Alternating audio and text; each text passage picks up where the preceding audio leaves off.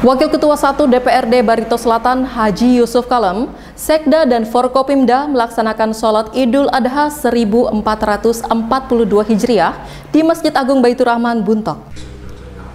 Protokol kesehatan diterapkan dalam pelaksanaan sholat Idul Adha di Masjid Agung Baitur Rahman, Buntok, seperti menggunakan masker dan di dalam masjid juga jaga jarak antar jamaah. Pelaksanaan sholat Idul Adha di masjid terbesar di kota Buntok itu berjalan secara sederhana dan lancar. Dalam pelaksanaan sholat Idul Adha bertindak sebagai imam yakni Ustadz Muhammadun, sedangkan khotib dalam sholat Idul Adha Haji Jarkasi.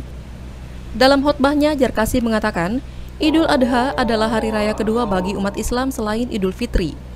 Lebih lanjut disampaikan, dalam perayaan ini seorang muslim diajak untuk lebih peduli kepada sesamanya.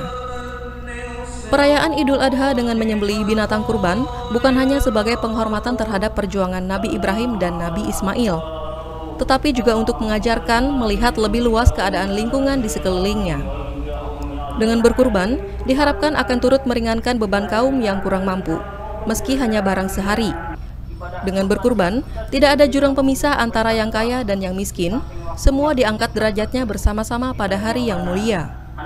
Terlebih lagi di tengah masa pandemi COVID-19 yang masih menimpa di daerah itu. Sementara itu, Haji Yusuf Kalem yang juga selaku Ketua Dewan Masjid Barito Selatan usai melaksanakan sholat Idul Adha menuturkan, di Barito Selatan telah mendapatkan bantuan hewan kurban berupa 24 ekor sapi yang dibagikan kepada sejumlah masjid dan musola yang tersebar di 5 kecamatan se-Barito Selatan. Sedangkan di Masjid Agung sendiri mendapat 1 ekor sapi berjenis limosin. Hanya saja penyembelihan hewan kurban itu dikelola oleh Rumah Pemotongan Hewan Barito Selatan. Pihak masjid juga tidak mengintervensi dalam pembagian daging kurban bantuan dari Gubernur Kalimantan Tengah tersebut. Dari Buntok, Tim Liputan Barito News melaporkan.